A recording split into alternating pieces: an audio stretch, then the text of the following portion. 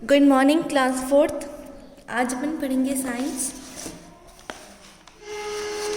Science में chapter 8 start करेंगे। Air.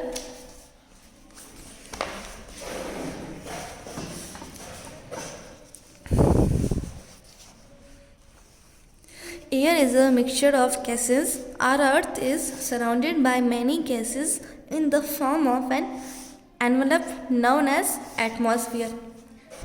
Air जो है वो बहुत सारी गैसेस का मिक्सचर है। जो अर्थ है, जिस अर्थ पे अपन रहते हैं, उस अर्थ में भी क्या है, बहुत सारी गैसेस है। तो उसके देखिए, वो अर्थ है वो बहुत सारी गैसेस के चारों ओर है। एक एनवलप है, उसे क्या कहते हैं, एटमॉस्फेयर। वो एनवलप जो अर्थ को क्या करके रखा हो, कवर करके रखता है। अर्थ के ऊपर वाली लेयर, या फिर अपन कह सकते हैं अर्थ की जो ब्लैंकेट होती है, उसे एटमॉस्फेयर कहा जाता है। Air is necessary for breathing and burning. Air जो है, जैसे अगर किसी चीज़ को जलाना हो तो उसके लिए भी एयर नेसेसरी है, और अपन जो ब्रीथ करते हैं उसके लिए भी एयर नेसेसरी है। The air that we breathe is helps in burning the food during digestion in our body and gives us energy. तो जो एयर हम ब्रीथ करते हैं, रेस्पायर करते हैं, वो किस लिए काम आती है। अपन जो रेस्पायर करते हैं, एयर अंदर ले रहे हैं, तो वो एयर जो अपन ने फूड को ईट किया है, उस फूड को क्या करती है, बर्न करती है, उसके लिए ज़रूरी है।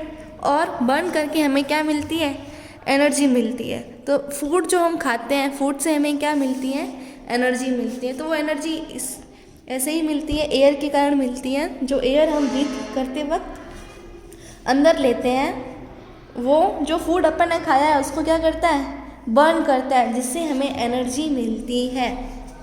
All living organisms need air to survive. So if there was no air, there would have been no life on the earth. हर लिविंग ऑर्गेनिजम्स को ज़िंदा रहने के लिए एयर चाहिए। अगर एयर होती ही नहीं तो क्या अपनी लाइफ अर्थ पे नहीं होती, अपन अर्थ पे ज़िंदा नहीं होते।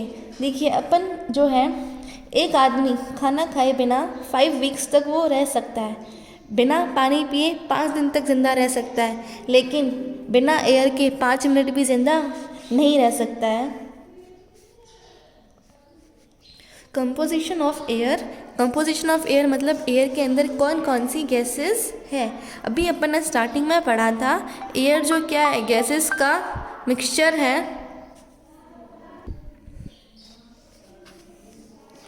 Air is largely made up of nitrogen and oxygen. Air किससे बनी है, एयर के अंदर क्या क्या है, नाइट्रोजन है, ऑक्सीजन है। ये देखिए, मान लेते हैं, देखिए ये अपन ने एक सर्कल बनाया, उसमें से एयर कितना, 78% एयर है। तो इतनी सारी ये पूरा एयर है। एयर का अपन कंपोजिशन पढ़ रहे हैं, मतलब एयर के अंदर कौन कौन सी गैसेस है। तो 78% देखिए, अर्थ एयर के अंदर नाइट्रोजन, ऑक्सीजन और 0.1% अदर गैसेस है। ठीक है, तो अपन ने एक सर्कल, ये चार्ट बनाया कि देखिए ये इतनी नाइट्रोजन है, इतनी ऑक्सीजन है। अब इसके कंस्टिट्यूएंट्स देखते हैं कि नाइट्रोजन है लेकिन कितना परसेंट है। Nitrogen is 78% and oxygen is 21%। तो देखिए, नाइट्रोजन है, एयर के अंदर नाइट्रोजन 78% होती है और ऑक्सीजन 21% होती है। बाकी देखिए, 78 + 21 कीजिए, 99% होगा। पीछे 1% बचा, क्योंकि पूरा परसेंट कितने होते हैं, परसेंट होते हैं 100% होते हैं। कोई भी चीज़ होती है उसको अपन 100% से मेजर करते हैं। तो देखिए 99% ये हो गया, 1% पीछे बचा। तो 1% जो क्या है, अदर गैसेस है, कार्बन डाइऑक्साइड और other gases.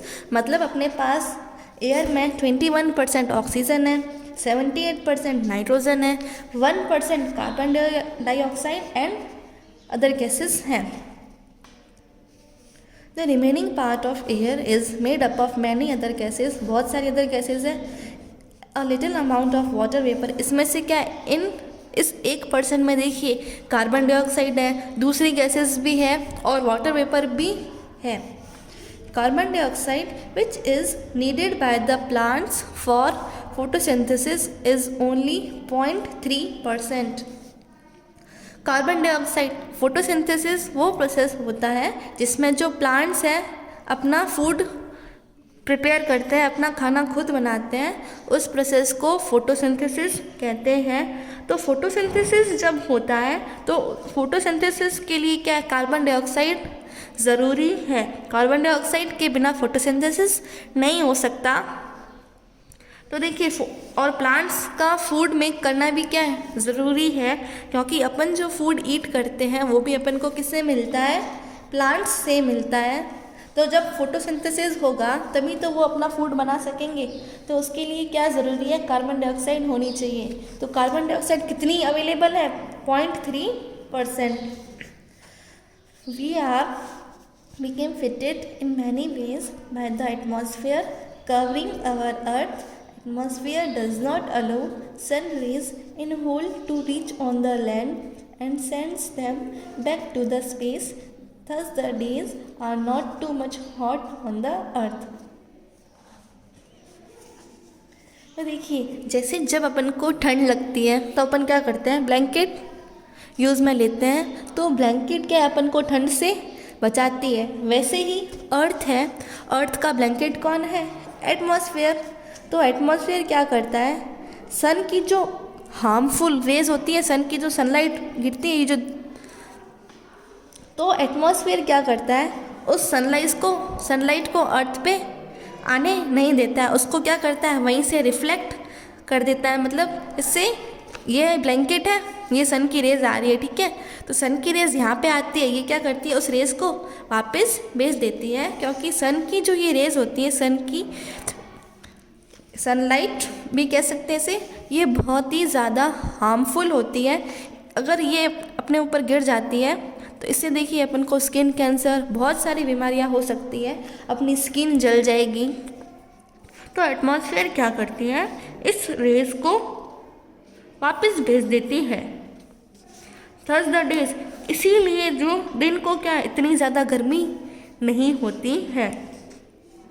It is the atmosphere which prevents ousting of the hotness of our earth. ये एटमॉस्फेयर ही है जो हमें सन की इतनी गर्मी से बचाता है।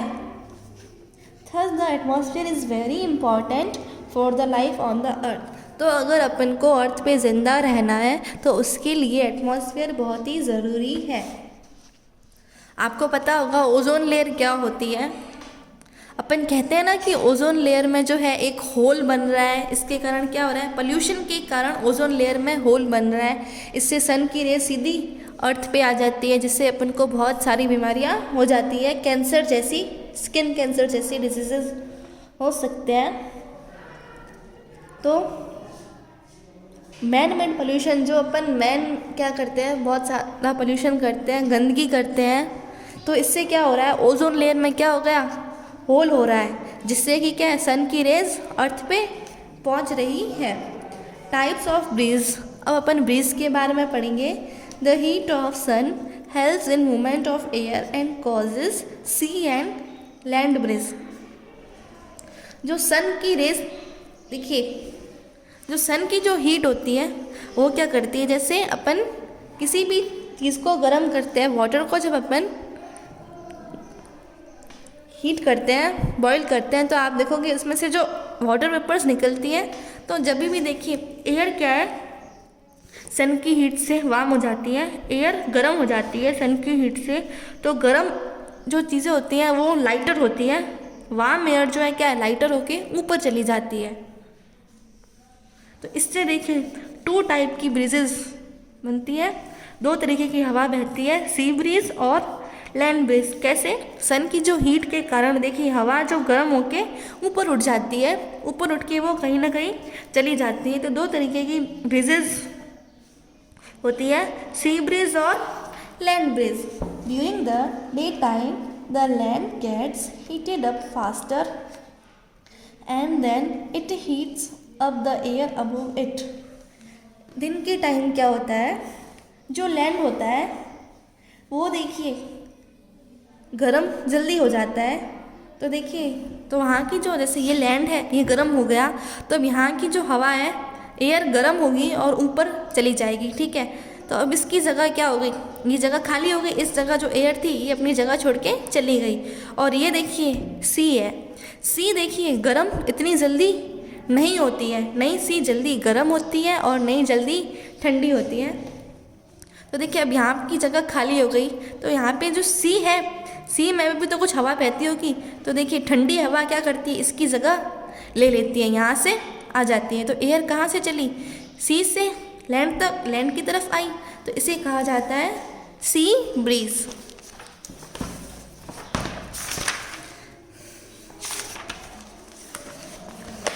As hot air is lighter, गर्म हवा कैसी होती है, हल्की होती है, ऊपर उड़ जाती है। It risen up as the sea water does not gate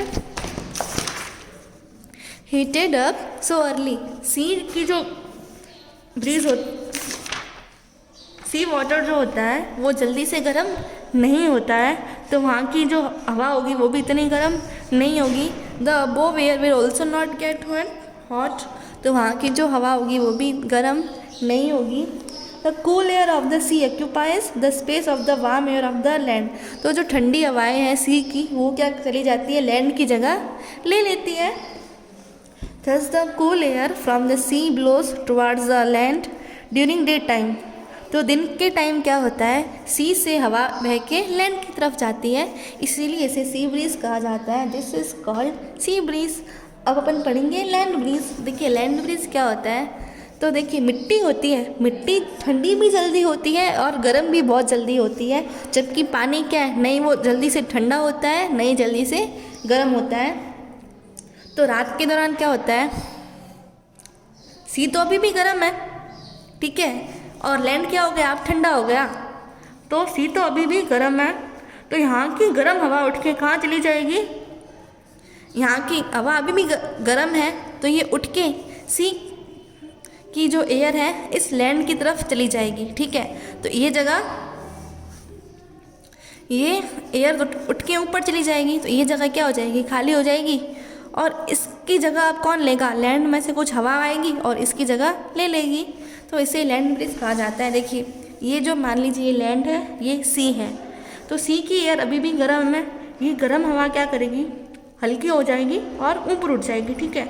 तो यहाँ की जगह क्या होगी, खाली रह गई, और ये लैंड है, यहाँ पे ठंडी हवा चल रही है, तो ठंडी हवा क्या करेगी, इसकी जगह ले लेगी, ठंडी हवा यहाँ से उठ के यहाँ पे चली जाएगी, तो हवा कहाँ गई, देखिए सी से,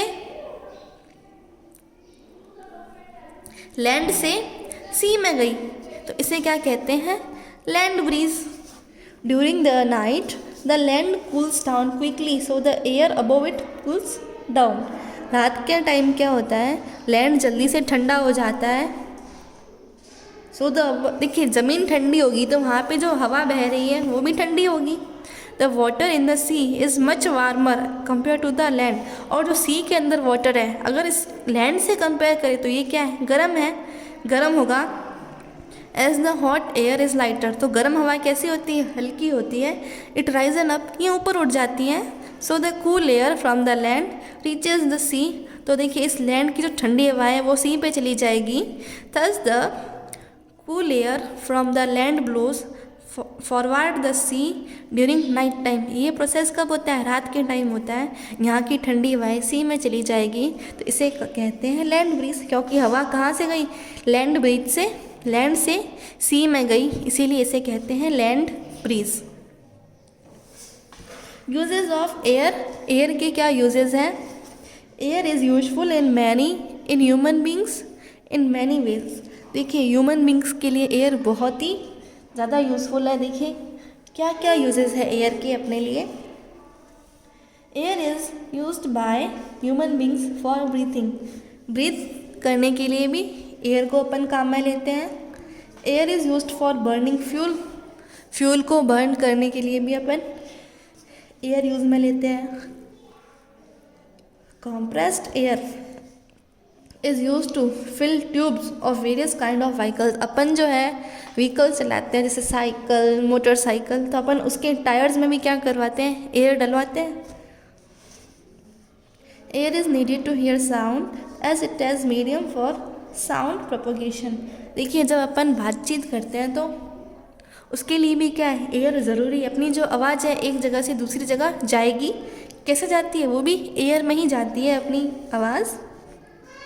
moving air helps in the movement of ships, boats, parachute, gliders, aeroplanes etcetera. तो देखिए एयर, देखिए शिप को मूव करने के लिए, बोट चलाने के लिए, पैराशूट के लिए, ग्लाइडर्स के लिए और एयरप्लेन्स के लिए भी क्या एयर ज़रूरी है। Air has wait and exerts pressure. Air में देखिए, एयर में वेट भी होता है और इसके पास प्रेशर भी होता है।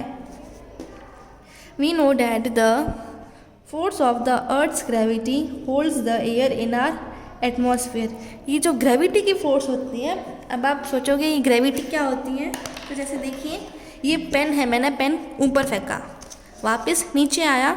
नीचे क्यों आया, क्योंकि एक नीचे फोर्स काम कर रही है, उसे ग्रेविटी कहते हैं। ग्रेविटी इसको, इस पेन को अपनी तरफ अट्रैक्ट कर रही है, इस फोर्स को ग्रेविटी कहते हैं। तो देखिए ग्रेविटी क्या करती है, एयर को पकड़ के रखती है अपने एटमॉस्फेयर में। Weight of the air exerts a great pressure upon the earth. तो एयर का जो वेट है वो क्या करता है, अर्थ के ऊपर ऐसे प्रेशर बना के रखता है। Air pressure on the earth surface is equal. तो देखिए, ये देखिए अर्थ सरफेस है, यहाँ पे इतना एयर का प्रेशर है तो यहाँ पे भी उतना बराबर होगा। तो हर डायरेक्शन में क्या एयर का प्रेशर बराबर होता है। इस डायरेक्शन में एयर का प्रेशर मान लीजिए 5 ATM है, इस डायरेक्शन में भी कितना होगा 5 ATM, इस डायरेक्शन में भी इतना होगा, इस डायरेक्शन में भी इतना होगा। तो आप भले कहीं पे भी देखो, इधर इधर इधर, हर जगह एयर का प्रेशर बराबर होता है। और एटमॉस्फेरिक प्रेशर कहते हैं इसे। और इसको मेजर करने के लिए एक डिवाइस होता है, एक इंस्ट्रूमेंट होता है जिसे कहते हैं barometer. Air pollution, air is said to be polluted.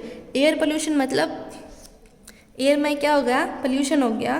तो एयर को आप गंदा कब कहोगे, if it contains substances that are harmful to animals and plants. Air को आप पोल्यूटेड कब कहोगे, जब एयर के अंदर कुछ ऐसे सब्सटेंस होंगे जो कि क्या है, प्लांट्स और एनिमल्स दोनों के लिए हार्मफुल होंगे। These harmful substances are called pollutants. अब उन हार्मफुल सब्सटेंस को पोल्यूटेंट कहते हैं। The main pollutants are unburned carbon, particles from fuels, carbon monoxide, sulphur dioxide, nitrogen dioxide and lead. तो वो कौन कौन से चीज़ें होती हैं जो एयर के अंदर होती है, अपने लिए हार्मफुल है, जिसके कारण पोल्यूशन होता है। तो देखिए कौन कौन से पोल्यूटेंट्स हैं, कार्बन मोनोऑक्साइड, अनबर्न्ड कार्बन मतलब कार्बन क्या है, पूरे तरीके से नहीं जला, carbon monoxide gas, sulphur dioxide, nitrogen dioxide, ये सब गैसेस क्या है, अपने लिए काफ़ी हार्मफुल है। इफ़ेक्ट्स ऑफ एयर पोल्यूशन, अब देखिए एयर पोल्यूशन हो तो गया, अब इसके क्या क्या इफ़ेक्ट्स हैं वो अपन पढ़ेंगे। Polluted air causes many respiratory disorders like bronchitis, asthma and throat infections। जो polluted air है उससे बहुत सारे अपन को क्या है, देखिए अपन सांस लेते हैं, वो एयर को ही अपन अंदर ले रहे हैं। अगर एयर ही गंदी होगी तो अपन को क्या है, सांस लेने में प्रॉब्लम होगी और कुछ बीमारियां हो जाएगी, जैसे अस्थमा है, थ्रोट इन्फेक्शन, ब्रोंकाइटिस जैसी बीमारियां हो सकती है। Polluted air causes irritation of eyes and skin. Skin और आइज में भी आपको क्या है, इरिटेशन महसूस होगा। Polluted air causes acid rain. देखिए जो गंदी हवा होगी वो क्या लेके आएगी, एसिड रेन लेके आएगी। और एसिड रेन क्या होती है, काफ़ी एसिड रेन मतलब बारिश हो रही है लेकिन बारिश के अंदर क्या है, एसिड गिर रहा है। तो एसिड तो आपको पता ही होगा कितना खतरनाक होता है। It causes damages to the soil, plants, animals and even buildings. तो ये देखिए जब एसिड रेन होगी तो इससे बिल्डिंगें ख़राब हो जाएगी, सॉइल ख़राब हो जाएगी, प्लांट्स, एनिमल्स सबको क्या होगा, नुकसान ही होगा। तो चैप्टर ख़त्म होता है आपका। अब अगले लेक्चर में आपको जो है क्वेश्चन आंसर्स करा देंगे।